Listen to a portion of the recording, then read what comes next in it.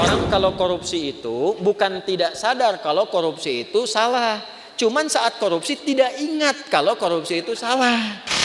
Karena lupa jadi salah. Kan lupa itu suka menyebabkan orang tidak ingat kan? Nah, ketika orang tidak ingat berpotensi salah.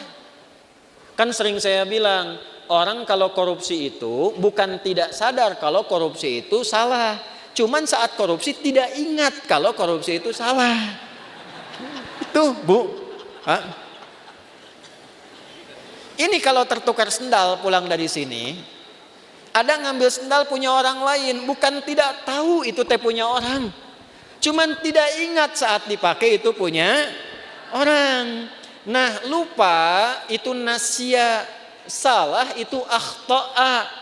Saya lupa nasitu, saya salah akhta'tu. Kita lupa nasina, kita salah akhta'na.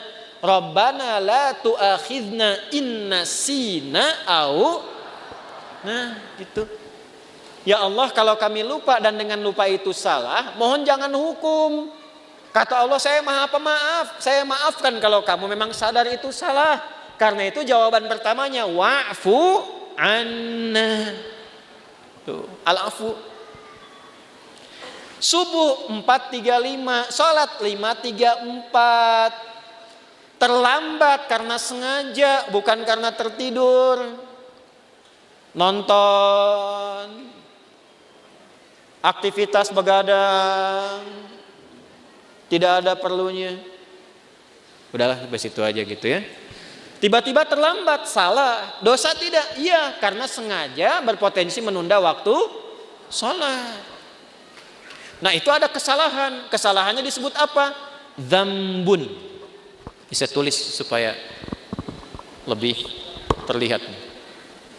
Tadi khotoun, yang ini dzambun. Dza.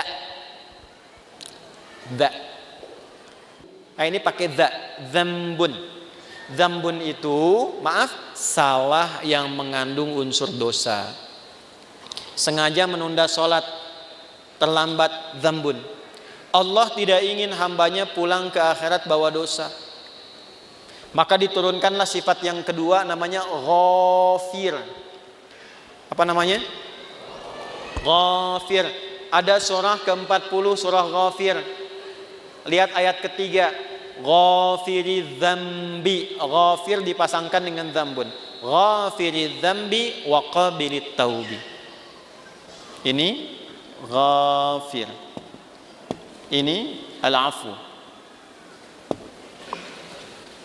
Sudah terlambat, ngajak orang lain terlambat. Yuk nonton dulu, udah sholat nomor 2, nonton nomor 1. Maka berubah namanya dari dzambun jadi dzunubun. Jamak. Dzambun, dzunubun.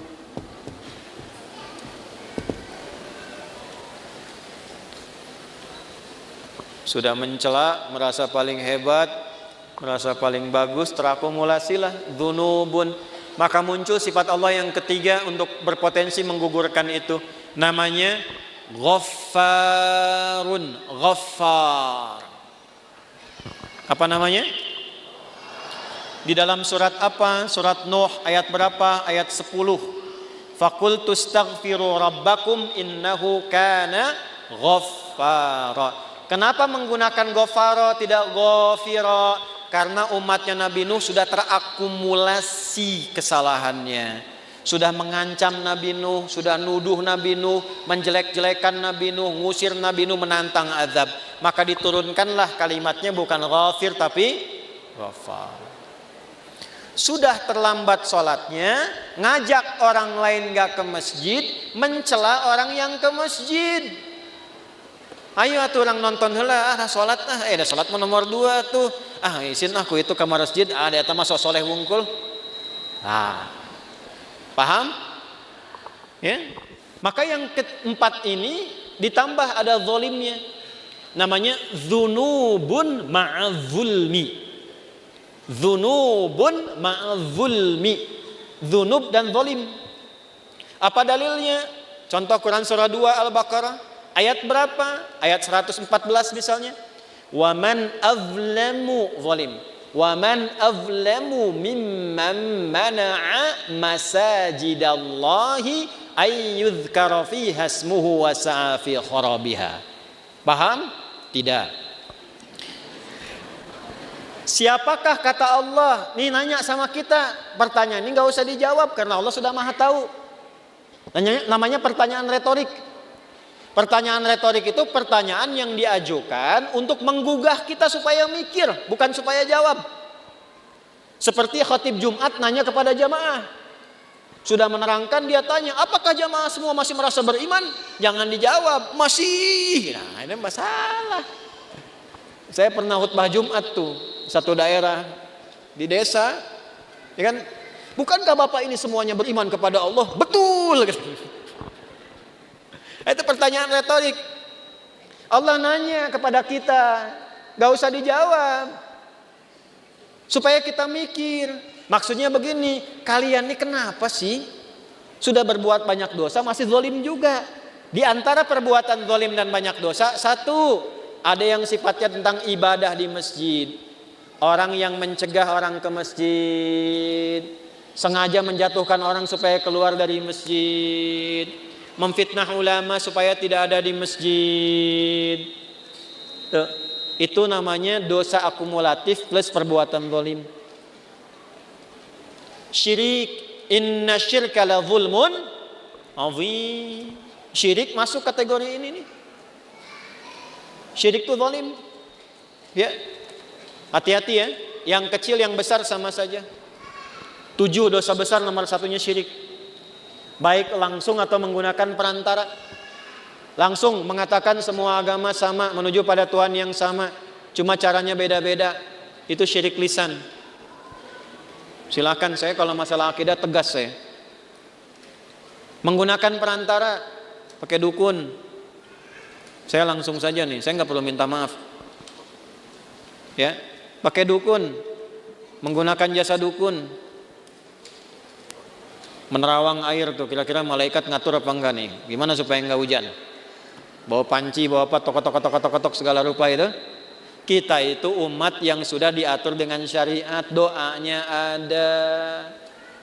Mau kita minta hujan berhenti, mau dipindahin, mau hujan sudah ada. Lengkap, sanadnya sahih. Minta hujan bahkan ada sholatnya istisqa. Mindahin hujan ada, dalilnya di hadis Muslim ada, caranya ada. Semua sudah diatur. Bahkan secara teknologi bisa dilakukan juga, ada rekayasanya juga ada.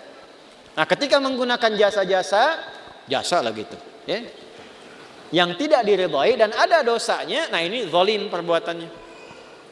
Tapi Allah tidak menginginkan dosa itu terbawa sampai meninggal. Itulah rahmannya Allah. Jadi Anda bayangkan Pak, Ibu, Allah saja pada orang yang syirik masih memberikan waktu sampai meninggal supaya tobat dengan rahmatnya. Masa anak Anda yang berbuat sesuatu yang mungkin Anda merasa melecehkan orang tua, Anda memvonis dengan durhaka dan dia mau memperbaiki itu, Anda tidak terima. Allah masih terima.